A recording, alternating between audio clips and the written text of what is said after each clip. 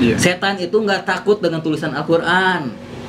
Setan itu takut ketika Al-Quran diamalkan, ketika dibaca. Ketika dibaca, Ya, iya, bukan disimpan. Iya, iya. Betul, Betul, itu. ya. Ya. Jadi ketika jadi apa yang bisa kita ambil pelajarannya, bahwa memang kita tidak boleh menafikan usaha batinnya. Ya, betul. Dan kita pun tidak bisa menafikan usaha lahiriah. Ingat,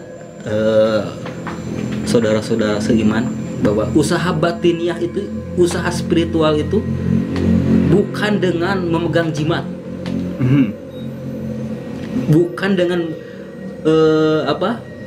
mengkalungkan sesuatu di dalam tubuh kita. Usaha batiniah itu, iya, dengan doa, mau itu sholat sunnah, hajat, duha, tahajud, Yeah. puasa, Puasa. mau Senin Kamis atau Daud, Iya. ya terserah. Iya. Terserah.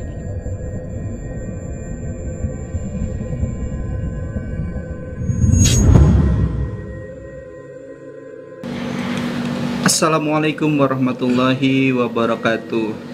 Apa kabar sahabat-sahabat? Semoga Anda sekalian sehat di rumah. Kembali lagi dengan saya Maulana. Alhamdulillah, kali ini kita kedatangan tamu ya. Alhamdulillah, praktisi spiritual juga beliau ini. Beliau juga sering mengobati hal gangguan-gangguan gaib seperti itu. Nah, saya perkenalkan, ini dia Kang Brams. Assalamualaikum Kang Brams. Waalaikumsalam warahmatullahi wabarakatuh. Damang Kang. Alhamdulillah damang Kang Brams. Praktisi kita yang akan berbagi dengan kita juga tentang pengalaman beliau waktu mengobati orang-orang ya, pasien, bisa sebut pasien atau orang-orang yang memang mengalami gangguan gaib seperti itu ya Kang Brams ya. Ya, seperti itu. Oke, sahabat-sahabat sekalian. Memang saya juga penasaran juga nih Kang Brams, di waktu pengobatan hal gaib yang Kang Brams alami itu ya, Iya. pengalamannya seperti apa gitu Kang? Ya, memang akhir-akhir ini mungkin karena memang hari ini adalah termasuk zaman akhir kita, bahwa kalau zaman akhir itu sering ditampakkan hal-hal yang aneh, hal-hal yang di luar akal seperti itu. Saya kebetulan memang buka praktek terapi, namanya Bumi Manunggal Semesta Terapi. Pada waktu itu kebetulan saya pernah datangi pasien. Memang dia keluhannya seperti ini, bahwa dia merasa benci, merasa enggak enak, enggak suka melihat suaminya sendiri. Kang Maulana, merasa benci, merasa nggak enak dengan melihat dan nggak suka sama suaminya sendiri. Padahal beliau itu sudah menikah gitu ya. Sudah menikah 10 tahun lebih lah seperti itu, sampai udah punya anak 3 juga seperti itu. Wow. Masa pernikahannya pun udah lama ya Kang ya. 10 tahun udah punya 3 anak juga. Dia datang kepada saya. Sebetulnya ingin seperti meminta solusi seperti itu. Betul. Bahwa dia pengennya cerai dengan suaminya atau bagaimana seperti itu. Jadi berawalnya tuh dari ngobrol dulu gitu ya. Ngobrol minta solusi, katanya ingin bercerai dengan suaminya gitu ya. Ketika saya melihat bahwa ketika saya melihat apa suaminya baik-baik aja, nggak KDRT, nggak apa. Nah, di situ saya mulai curiga, ini ada apa dengan keluarga ini. Karena hal yang ganjil sudah terasa seperti itu. Padahal suaminya baik-baik saja ya, tidak. Kang. tidak melakukan KDRT sama sekali gitu ya, betul. bahkan sangat harmonis gitu ya. Betul. Nah, terus saya tanya, ibu sama bapak pekerjaannya apa?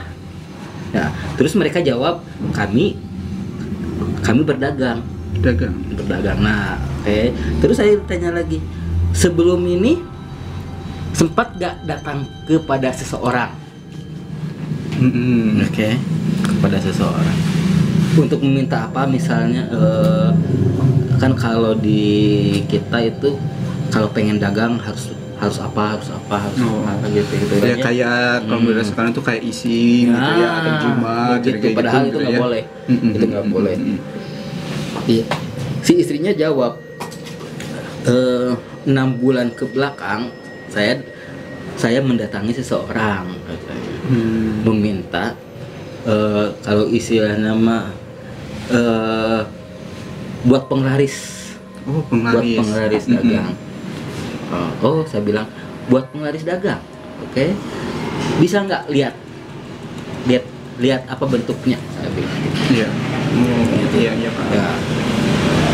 Ketika itu barang itu nggak dibawa sama dia. Dia hanya fokus. Saya mah dia balik lagi ke permasalahan, dia tetap pengen cerai gitu. Iya. Suaminya pun ada. Ada. Ada. Sampai ketika itu, oke, saya bilang tuh, berikan waktu 3 hari. Iya. 3 hari saya bilang. 3 hari. Itu 3 hari waktu untuk memberikan solusi gitu. Untuk saya melakukan istikharah bagaimana caranya, dan mereka pun saya kasih syarat untuk melakukan istikharah juga. 3 hari berlalu, saya datang ke rumahnya. Saya bilang gini, mana jimat penglaris itu? Saya langsung ke sana, efek. Langsung menanyakan jimat penglarisnya gitu ya. Si istrinya bilang, ini. Ketika saya lihat, itu kan sudah terbungkus kulit domba atau apa gitu kulit isim ternak gitu ya. Isim. Saya bilang gini, ini bukan penglaris dagangan. Ini pelet mahabbah. Sihir mahabbah. Ternyata itu teh bukan penglaris, tapi sihir mahabbah yang jika tidak kuat bisa membuat suami istri bercerai. Saya buktikan, Pak, pada mereka saya buktikan. Saya bilang di dalam isi ini, saya bilang ada nama teteh. Gitu. Betul. Ada nama teteh. Kita buktikan. Saya bongkar itu isim. Iya. Ketika dibuka betul. Isinya apa? Arab kayak gitu. Terus ada nama dia. Diberikan tanda lingkaran. Iya. Lingkaran. Ini sihir mahabbah. Saya bilang deh. Pada hari itu juga saya bakar itu. Saya bakar di sini itu. Atas kehendak Allah, atas izin Allah, sehari sesudah saya membakar isim itu ya. Saya tanya lagi kedua suami istri itu, khususnya istrinya, teteh masih mau bercerai sama suaminya. Atas kuasa Allah dia bilang, saya nggak mau cerai, lihat anak-anak. Gitu. Suaminya alhamdulillah itu sujud syukur. Alhamdulillah sujud syukur bahwa rumah tangga mereka yang 10 tahun yang sudah dikaruniai beberapa anak dan salah satunya udah ada yang besar. Rumah tangga mereka terselamatkan. Alhamdulillah. Seperti itu. Jadi salah satunya itu ya. Jadi memang gangguannya itu yang dirasakan oleh si istrinya itu seperti apa aja, Kang? Jadi yang dia rasakan itu setelah memegang jimat, ketika melihat wajah suaminya benci sama sekali. Benci banget. Bahkan kalau istilahnya ketika ingin digauli sebagai istri pun dia tidak mau. Tidak mau ya? Tidak mau. Jadi seolah-olah memang apa namanya, buruk rupa gitu atau gimana? Betul. Di pandangan istrinya, suaminya itu sangat menjijikan. Buruk rupa banget. Jadi biarpun ketika mau digauli dengan suaminya tidak mau. Itu jadi efek dari sihir mahabbah ya, itu. Sihir mahabbah. Jadi kalau kesimpulannya untuk masyarakat pada umumnya, bahwa manusia itu terdiri dari lahir dan batin. Iya. Bahwa ikhtiar atau usaha itu memang harus dibarengi, ada usaha lahir, ada usaha batin. Ingat saudara-saudara seiman, bahwa usaha batiniah itu, usaha spiritual itu bukan dengan memegang jimat, bukan dengan mengkalungkan sesuatu di dalam tubuh kita. Usaha batiniah itu dengan doa. Dengan doa. Di dalam Al-Quran seluruhnya ada. Ingin apa? Asal kabuka we. Betul. Semuanya pasti ada panduannya. Betul. Jangan sampai hanya karena itu tulisan Arab itu diasumsikan sebagai doa dari Al-Quran. Itu enggak boleh kita memegang jimat. Enggak boleh.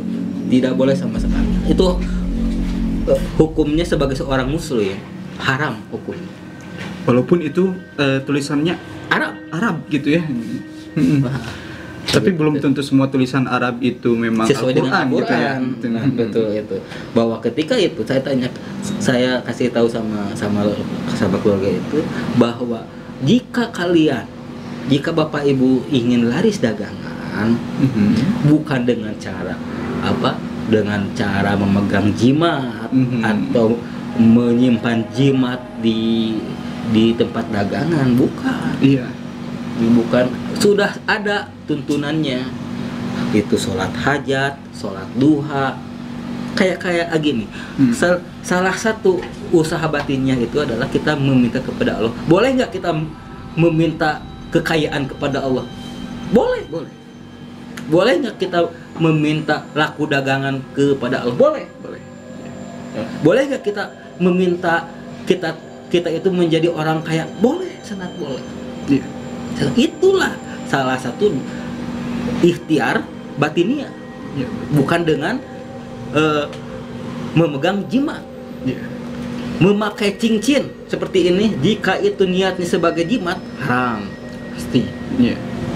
Gak boleh, dosa. Betul. Tapi kalau sebagai aksesoris, is okay. Seperti itu. Ketika kita menulis ayat suci Al-Quran, ini ayat sucinya betul, tapi kita niatkan ditempel di depan rumah, depan pintu sebagai tolak bala, nggak boleh. Walaupun itu ayat suci Quran. Yeah. Setan itu nggak takut dengan tulisan Al-Quran. Setan itu takut ketika Al-Quran diamalkan, ketika dibaca. Ya, iya, bukan betul. Disimpan. Iya. Betul itu. Ya. Jadi ketika jadi apa yang bisa kita ambil pelajarannya, bahwa memang kita tidak boleh menafikan usaha batinnya. Ya, betul. Dan kita pun tidak bisa menafikan usaha lahiriah. Cuman hanya berdoa, mengamalkan sholat duha, mengaji waqiah. Iya. Tapi kita tidak bekerja, sama juga bohong. Iya, betul. Tapi ketika kita bekerja tapi kita tidak mengimbangi dengan usaha batiniah, ya tetap akan rugi pasti. Ya, sahabat semuanya, sebelum kita lanjutkan obrolan ini, jangan lupa ya subscribe dan juga klik tombol like-nya, itu sebagai ongkos parkir aja ya di sini, oke? Iya, jangan lupa juga ini kita ada punya cemilan yang sangat enak. Ini namanya Vilus Kencur ya. ini rasanya enak sekali, enak banget. Ini yang rasa original dan juga ada yang rasa chili lime. Sangat nikmat sekali. Harganya murah kok, nggak pakai mahal. Oke, nah baik Kang. Ketika misalkan memang di sini kita ngobrol tentang penglaris gitu ya. Kebanyakan memang di kehidupan sehari-hari kita gitu ya, memang di kehidupan kalangan masyarakat kita pada umumnya memang sering memakai penglaris seperti itu kan ya. Penglaris, bahkan ada yang sampai katanya potong kepala apalah, nanam kepala apalah, misalkan taruh kalau nggak salah tuh nanam kepala kerbau, terus nanam kepala babi atau nanam kepala kuda gitu kan, gitu. Karena sempat memang waktu itu saya melihat di salah satu kedai makanan gitu ya, kedai makanan yang memang di salah satu tempat yang saya tidak bisa menyebutkannya. Ketika itu memang saya sedang memperbaiki CCTV-nya, sedang memperbaiki CCTV dengan tim saya gitu kan di sana. Dan di sana di syaratnya itu apa namanya? Bukan syarat, ada di plafon di ini, plafon rumah di atas si ininya. Dan tim saya yang ke atas yang mau ngebenerin itu, dia menemukan kepala babi. Sebenarnya itu. Nah, sebenarnya kalau ketika apa sih gangguan, memang nggak terlalu ada gangguan, tapi ketika para apa namanya tuh, para pelanggannya gitu, ketika makan di sana tuh terasa enak banget gitu katanya. Dan ketika dibawa take away gitu ya, dibawa ke rumah, rasanya kok berubah ya, hambar gitu kan. Nah seperti itu. Nah sebenarnya jenis-jenis penglaris seperti itu tuh kayak gimana sih Kang gitu? Kalau saya jadi teringat ada sebuah kalau tidak salah hadis ya Kang ya. Di sana disebutkan bahwa pada suatu ketika ada seorang anak manusia yang datang ke suatu lembah dan meminta bantuan kepada jin, kepada syaitan. Ada syaitan. Ketika itu laki-laki tersebut meminta sesuatu kepada jin itu. Dia melakukan ritual yang aneh dengan memberikan apa sajian seperti itu. Dan setelah laki-laki itu pergi, si jin itu, si setan itu berkata seperti ini, "Wahai Allah, lihatlah anak Adam ini. Dia meminta kepadaku bukan kepadamu. Maka mulai dari hari ini berikanlah kuasamu kepadaku atas dia. Rezekinya, kematiannya, apapun." Nah, makanya bahwa orang yang musyrik itu Allah berlepas diri. Nah, oleh kejadian itu makanya turunlah surat Al-Jin. Bahwa ada laki-laki yang bersekutu dengan bangsa jin gitu itu. Nah, kalau kita tahu bahwa jin itu ternyata meminta juga kepada Allah. Padahal mah ya jin itu sendiri juga meminta kepada Allah ya. Dia ternyata memang tidak bisa sama sekali mengabulkan apa yang kita mau misalkan gitu ya. Dia meminta kepada Allah agar rizkinya si anak Adam itu, hal apapun masalah dia, diberikan kepada jin itu sebagai pelindungnya. Nah, jika kembali kepada kasus yang tadi, kepada si pedagang kok tiba-tiba makanannya enak gitu dengan gara-gara ngasih sajian atau apa, si jin itu menciptakan sensasi rasa yang enak.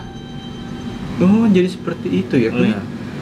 Pantesan ketika kita makan di tempat itu pasti terasa nikmat banget, enak makanya, banget ya. Kenapa ketika sebelum makan ataupun sesudah makan dianjurkan untuk berdoa. Gitu, Allahumma barik lana fi ma razaqtana wa qina azabannar, agar pengaruh-pengaruh sihir itu hilang. Iya. Betul. Jadi itu ternyata memang salah satu bentuk sihir ya. Betul, sihir. Dan apa lucunya ini yang harus kita tahu bahwa ketika kita meminta sesuatu kepada selain Allah, itu baik kepada jin, setan atau apa, dengan memberikan sajian-sajian atau bentuk-bentuk apapun, si jin itu di belakang kita meminta kepada Allah untuk kalau istilahnya apa, agar Allah melepaskan diri juga dari itulah kenapa musyrik itu, bahwa Allah berlepas diri dari orang-orang yang musyrik. Makanya salah satu dosa terbesar yang tidak diampuni oleh Allah itu kan musyrik. Betul. Seperti itu. Menciptakan pelindung selain Allah, membuat pelindung juga gitu ya. Kita memberi pelindungan, yang meminta perlindungan selain Allah. Ketika kita menempelkan jimat atau apa, bahwa Allah berlepas diri. Jadi gitu ya.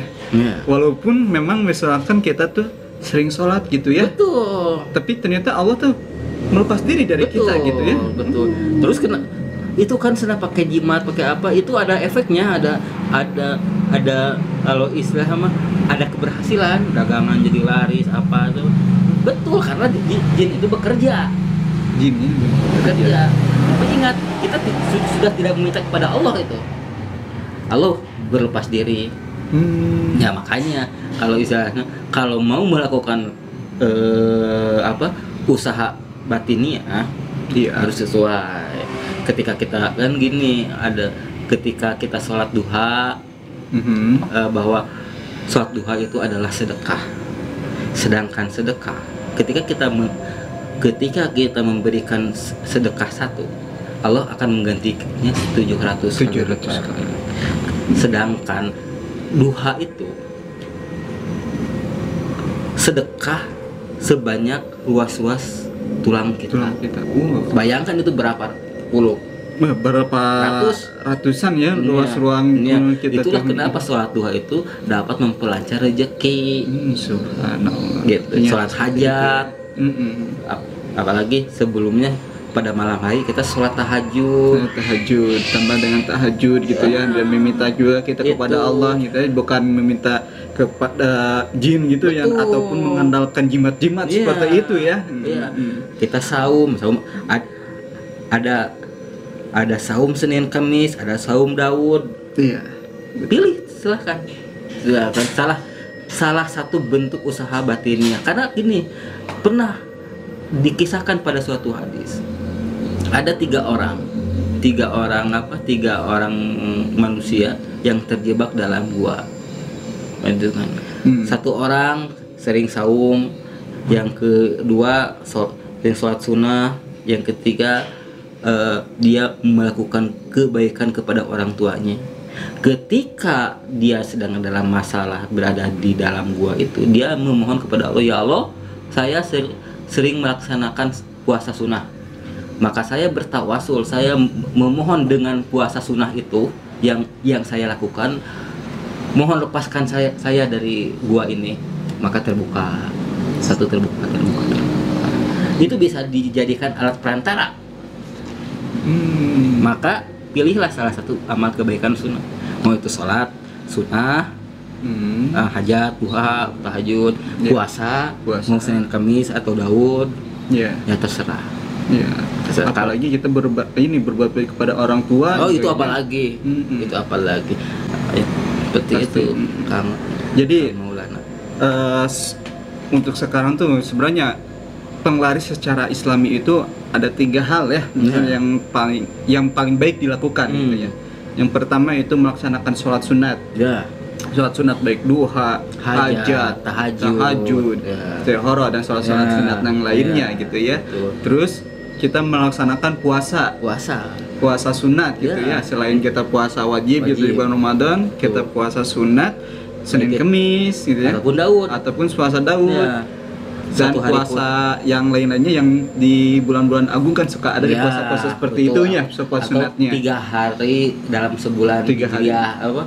Tanggal berapa? Tanggal 13, 14, 15. Ya. Nah, itu dijadikan sebagai perantara tawasul kita kepada Allah. Tawasul, betul. Dan juga yang terakhirnya itu adalah kita berbuat baik kepada orang tua. Jelas, gitu ya. sangat jelas. Ya. Apalagi kalau misalkan ada, saya jadi teringat juga ini. Jadi teringat juga kalau memang berbuat baik kepada orang tua itu, jadi teringat hadis seperti ini. Barang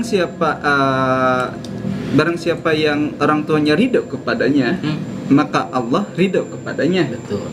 Dan barang siapa orang tuanya benci kepada anaknya, maka Allah pun benci kepadanya. Ridho Allah fi ridhol walidain, wa syuhdullah fi syuhdul walidain. Kan seperti itu ya. Makanya mungkin karena ada ridho Allah itu pun ya melalui kita berbuat baik kepada orang tua, sehingga rezeki kita pun bisa lancar seperti itu ya Kang. Betul. Gitu ya. Betul. Ya, seperti itu. Oke, sahabat-sahabat, mungkin kita sudahi saja sampai sini kita obrolannya. Jadi kita punya 3 poin inti nih untuk untuk melakukan penglaris ya, daripada kita melaksanakan penglaris dengan dengan mengandalkan jimat seperti itu ya Kang Bram ya. Betul. Mengandalkan jimat ataupun mengandalkan kita datang ke jin gitu kan, datang ke jin untuk penglaris pesugihan dan lain-lain. Lebih baik kita secara batiniahnya itu dengan langsung berinteraksi dengan Allah gitu ya. Yang pertama itu melaksanakan sholat sunatnya, yang keduanya itu melaksanakan puasa sunatnya, dan yang paling utamanya itu adalah berbuat baik kepada orang tua. Itulah penglaris yang sebenarnya di dalam Islam tuh. Betul. Ya, karena apapun di dalam kehidupan kita gitu, jika Allah meridhoi kita, pasti insya Allah semuanya akan dilancarkan gitu ya. Terima kasih telah menyaksikan video ini. Untuk sahabat-sahabat, jangan lupa like dan subscribe sebagai ongkos parkirnya ya. Dan jangan lupa juga terus ikuti kegiatan-kegiatan kami, dan juga tunggu next videonya. Billahi taufiq wal hidayah. Assalamualaikum warahmatullahi wabarakatuh. Bye bye. Terima kasih ya. Jangan lupa like dan subscribe.